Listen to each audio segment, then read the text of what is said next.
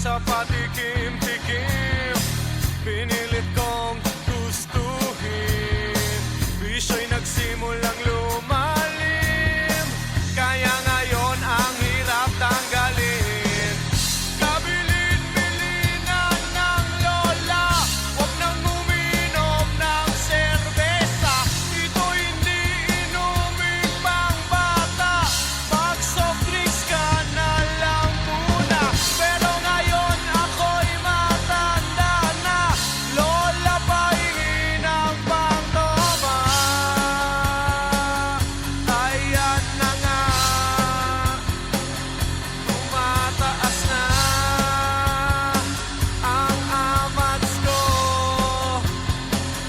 kasi laklak maghapon magdamag.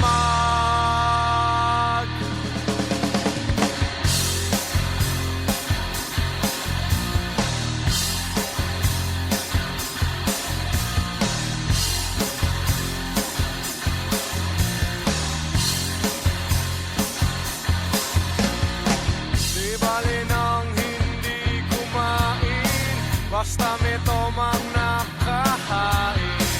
Ang sabi ng lasenggo sa